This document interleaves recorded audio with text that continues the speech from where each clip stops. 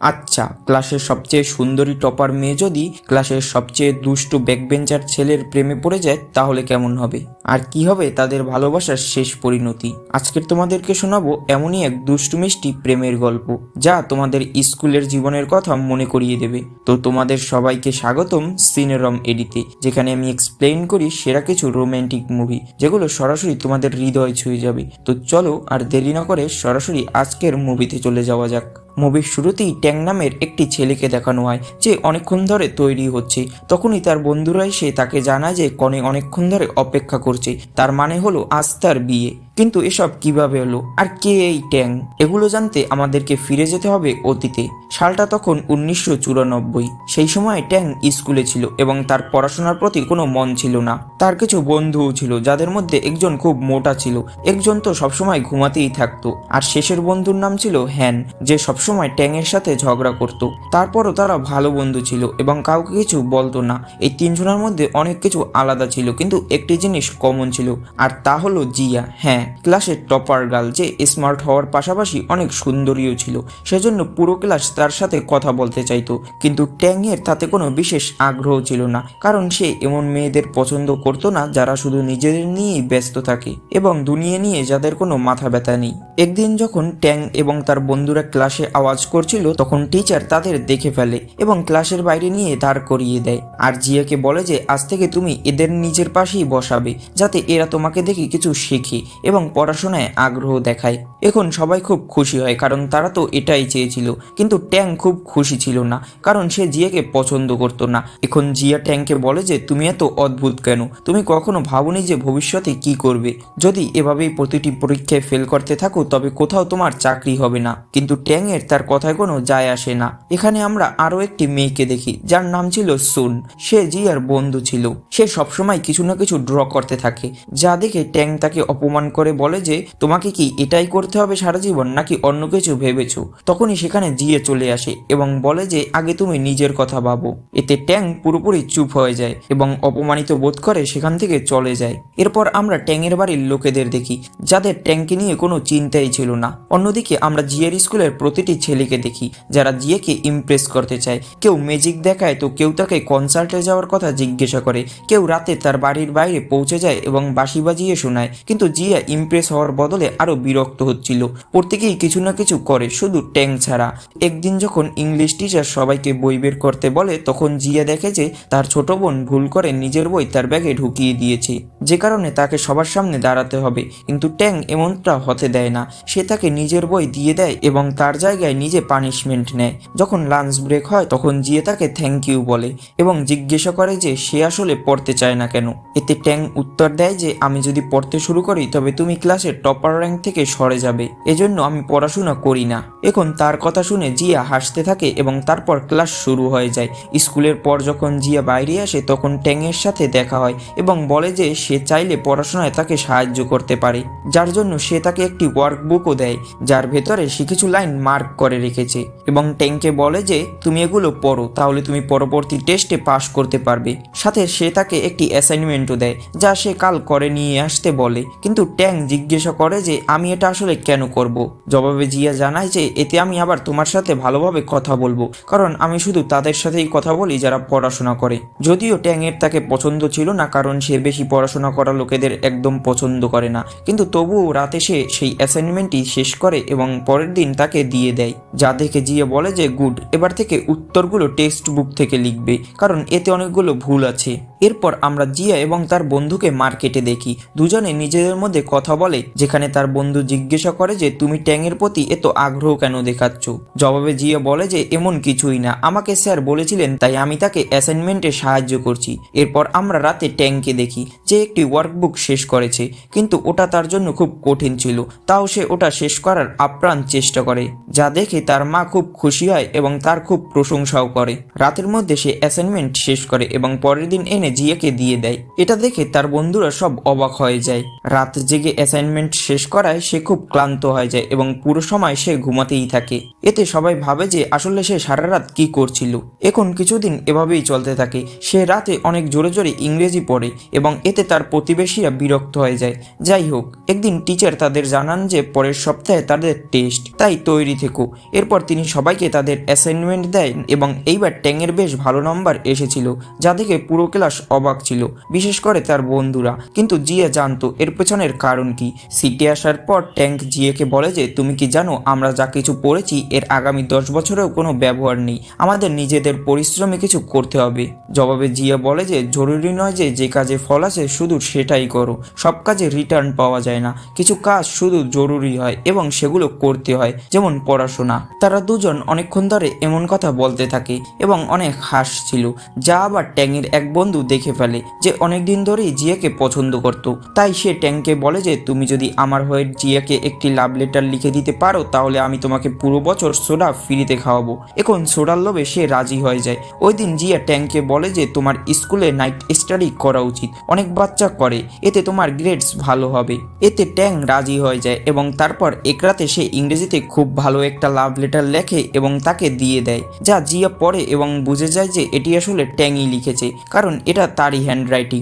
সেজন্য সে তার ভোকাবুলারি নিয়ে অনেক মজা করে এবং বলে যে আমি সেই ছেলেদের পছন্দ করি যারা পড়াশোনায় আমার চেয়ে এগিয়ে। এই কথাটি আবার ট্যাংয়ের ইগোতে লাগে, যার ফলে সে বলে যে ঠিক আছে, যদি এমন হয় তবে আমি আগামী টেস্টে তোমার থেকে ভালো মার্কস পাবো। জবাবে জিয়া বলে যে আর যদি তুমি আমার থেকে বেশি মার্ক না পাও তাহলে তোমার চুল একবারে ছোট করে কাটতে হবে। যার ফলে সে বলে যে ঠিক আছে, যদি এমন কথা হয় তবে আগামী টেস্টে আমি যদি তোমার থেকে বেশি মার্কস পাই তবে তোমাকে চুল পানি টেইলের মতো করে বাড়তে হবে, কারণ ওটাতে তোমাকে বেশি ভালো লাগে। আর এখানে তাদের দুজনের ডিল হয়। দুজনেই খুব পরিশ্রম করে, বিশেষ করে ট্যাং, সে দিনরাত সবকিছু ছেড়ে শুধু পড়াশোনাই করতে থাকে।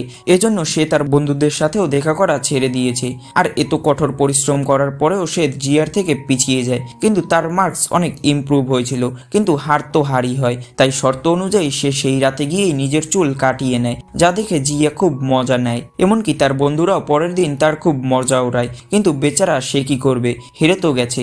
কিন্তু জিয়া তার মন ভাঙেনি। পরের দিন সে পেনিটেইলের মতো করে তার চুল বেঁধে এসেছে, যা দেখে ট্যাংয়ের মুখ হাওয়া হয়ে যায়। শুধু সেই নয়, বরং পুরো ক্লাস তাকে দেখতে থাকে। এখন একদিন তাদের ক্লাসে টাকা চুরি হয়ে যায়। গার্ড এসে সবাইকে বলে যে যার যার মনে হয় কে টাকা চুরি করেছে সে তার নাম লিখে বক্সে ফেলে দাও, অথবা প্রত্যেককে নিজের ব্যাগ চেক করাও। কিন্তু এই কথা শুনে হ্যানের পছন্দ হয় না। সে বলে যে এতে সবার মধ্যে দূরত্ব তৈরি হতে পারে। এই কথায় জিয়াও উঠে দাঁড়ায় এবং তারপর একে একে পুরো ক্লাস। কিন্তু পরে সেই টাকা চেক করা হলে হ্যানের ব্যাগ থেকেই সেই টাকা পাওয়া যায়, যার জন্য জিয়ার সাথে সাথে তার পুরো গ্রুপকে শাস্তি দেওয়া হয়। আর এটা ছিল জিয়ার প্রথম শাস্তি, যার কারণে সে অনেক কান্না করতে থাকে। ট্যাং এবং তার গ্রুপের বন্ধুরা তাকে চিয়ার আপ করে এবং বলে যে তুমি যা করেছো তা খুব ভালো ছিল, এবং অনেক জোকস শোনাতে থাকে, যেগুলো শুনে জিয়ার আবার মন ভালো হয়ে যায় এবং সে হাসতে শুরু করে। এখন কিছু সপ্তাহ পর তাদের হাই স্কুল শেষ হতে চলেছে। শেষ এক্সাম দিয়ে সবাই খুব খুশি ছিল এবং একসাথে এনজয় করে। জিয়া ট্যাংয়ের পুরো গ্রুপকে এনজয় করতে দেখে। তারপর জিয়ার বন্ধু তাকে জিজ্ঞাসা করে এদের মধ্যে তোমার কাকে পছন্দ। জিয়া তার কানে কানে বলে যে ট্যাং। এরপর তারা এক জায়গায় বসে ভাবে যে তাদের ভবিষ্যতে কি করতে হবে, বা এখন তারা কি করবে, কোন কলেজে যাবে। কারণ সবাই যে একই কলেজে যাবে এমনটা হওয়া তো আর সম্ভব নয়। এখন সবাই নিজ নিজ ফিউচার প্ল্যান শেয়ার করে। কিছুদিন পর সবার এক্সামের রেজাল্ট আসে, যা জানানোর জন্য ট্যাং জিয়ার কাছে যায়, কিন্তু সে খুব কান্না করছিল। ট্যাং নিজের শার্ট খুলে দেয় যেন সে চোখের জল মুছতে পারে। সেখানে সে নিজের মনের কথাও বলে দেয় জিয়াকে। এখন পরের দিন তাদের কলেজে যাওয়ার দিন চলে আসে। ট্যাং জিয়াকে বলে যে তুমি ওখানে গিয়ে কারোর সাথে বেশি অ্যাটাচড হয়ে যেও না, আমাকে কখনো ভুলে যেও না। আর তারপর এত বছর পর দুজন আলাদা আলাদা রাস্তায় বেরিয়ে যায়। এরপর আমাদেরকে ট্যাংয়ের কলেজ লাইফ দেখানো হয়, যা হাই স্কুল থেকে আলাদা ছিল। সে হোস্টেলে থাকতো এবং তার কিছু বন্ধু হয়ে গিয়েছিল, যারা সবাই মিলে অনেক আনন্দ করত। ওই সময় মোবাইল ফোন ছিল না, তাই সবাই লাইনে দাঁড়িয়ে নিজেদের লোকের সাথে কথা বলতো। ট্যাং নিজের খাবারের টাকা বাঁচিয়ে নিত যেন সে জিয়ার সাথে দিনে 2বার কথা বলতে পারে। সে কলেও বলে যে তুমি ওখানে কোনো ছেলের সাথে কথা বলবে না। এরপর আমরা দুজনকে অনেক মাস পর একসাথে বড়দিনে দেখি। দুজনেরই কলেজে হলিডে ছিল, তাই সারাদিন একসাথে থাকে এবং অনেক আনন্দ করে। একদিন জিয়া ট্যাংকে বলে যে তুমি আমাকে ঠিকমতো চেনো না, আমি স্কুলে যেমন ছিলাম বাড়িতে তেমন নই, ছোট ছোট জিনিসেও আমি রেগে যাই। জবাবে ট্যাং বলে যে আমার তাতে কিছু আসে যায় না। এরপর দুজনে একটি বেলুন ওড়ায় যেটাতে তারা নিজেদের উইশ লেখে।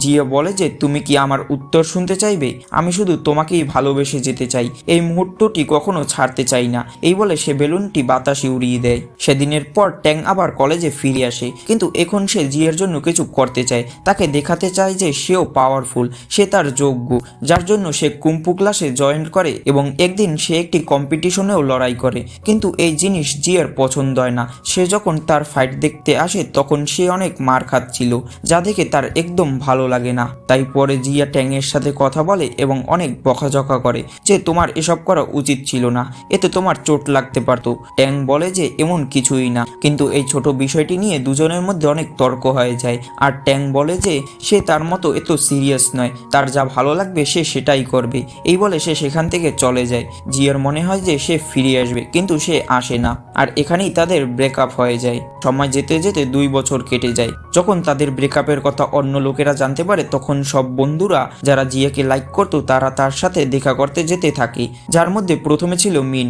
সে তাকে বলে যে আমি ট্যাংয়ের মতো নই, আমি আমার জীবন নিয়ে যথেষ্ট সিরিয়াস। এই বলে সে তাকে প্রপোজও করে দেয়। এরপর তারা প্রায় দেখা করতে থাকে।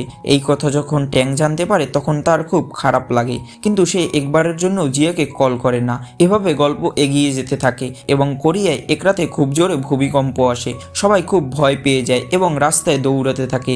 এরই মাঝে ট্যাংয়ের জিয়ার কথা মনে পড়ে, তাই আজ সে তাকে কল করে এবং জিজ্ঞাসা করে সে ঠিক আছে কিনা। জবাবে জিয়া বলে যে হ্যাঁ, কিন্তু সে অবাক ছিল যে সে তাকে কিভাবে কল করলো। ট্যাং বলে যে আমি তোমার সাথে এত বছর থেকেছি, তোমাকে কল না করলে আর কাকে করব।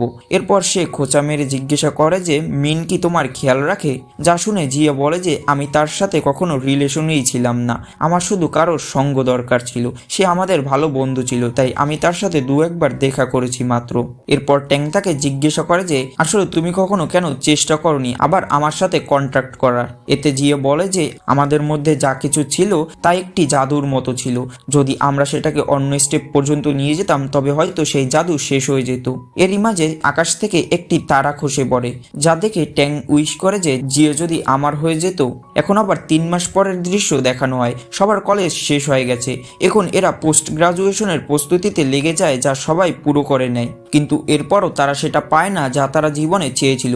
কেউ ইন্স্যুরেন্স কোম্পানিতে কাজ করতে শুরু করে, তো কেউ লাইব্রেরিতে। ট্যাং একজন রাইটার হয়ে গিয়েছিল এবং এখন যে গল্পটি চলছে তা সে নিজেই লিখেছে। তাদের সবার মাঝে একটি মেয়ে শুধু সফল হয়েছিল, সে ছিল জিয়ার বন্ধু সুন, যে কিছু না কিছু সবসময় ড্র করতে থাকতো। আর আজ সে একজন বড় আর্টিস্ট হয়ে গেছে। গল্প আবারও প্রেজেন্টে ফিরে আসে, যেখানে আমরা সেই দিনটি দেখি যা শুরুতে দেখেছিলাম। এখানে ট্যাং তৈরি হচ্ছে, কিন্তু কার জন্য সেটা আমরা একটু পরেই জানতে পারবো। আসলে আজ সব বন্ধুদের রিইউনিয়ন, যা সম্ভব হয়েছে জিয়ার জন্য, কারণ আজ তার বিয়ে, কিন্তু ট্যাংয়ের সাথে নয় বরং অন্য কারোর সাথে, যার সাথে সে খুশি। আর তখন ট্যাং বলে যে যদি তুমি কোনো মেয়েকে ভালোবাসো এবং যদি সে অন্য কারোর সাথে সুখী থাকে তবে এর চেয়ে ভালো আর কিই বা হতে পারে। এরপর সবাই জিয়ার সাথে ফটো তোলে, কিন্তু এই সময় জিয়ার একটি বন্ধু তার হাজবেন্ডকে জিজ্ঞাসা করে যে আমরা কি জিয়াকে কিস করতে পারি? জবাবে তার হাজবেন্ড বলে যে তার জন্য তোমাকে আগে আমাকে কিস করতে হবে। তখনই ট্যাং দৌড়ে যায় এবং তাকে ধরে অনেকক্ষণ কিস করে। আর তারপর জিয়ার কাছে এসে বলে যে আমি সবসময় এমনই ছিলাম, একদম বাচ্চাদের মতো, আমার যা ভালো লাগতো আমি সেটাই করতাম। আর আমার জীবনের সবচেয়ে সুন্দর মুহূর্ত ছিল যখন আমি তোমাকে প্রথমবার পনিটেইলে দেখেছিলাম। সে জিয়াকে তার বিয়ের গিফটও দেয়, যাতে লেখা ছিল you are apple of my eyes, অর্থাৎ তুমি আমার চোখের তারা। আর এরই সাথে সাথে এই গল্পটিও এখানে শেষ হয়ে যায়। তো মুভিটা যদি তোমাদের ভালো লেগে থাকে তাহলে চ্যানেলটা সাবস্ক্রাইব করে দিতে পারো। তোমরা প্রতিদিনই আমাদের ভিডিও দেখো, কিন্তু তোমরা কেউ সাবস্ক্রাইব করো না। তো তোমাদের কাছে একটাই রিকোয়েস্ট, তোমরা চ্যানেলটা একটু কষ্ট করে সাবস্ক্রাইব করে বেল আইকনটা অলে করে দিও। ধন্যবাদ সবাইকে।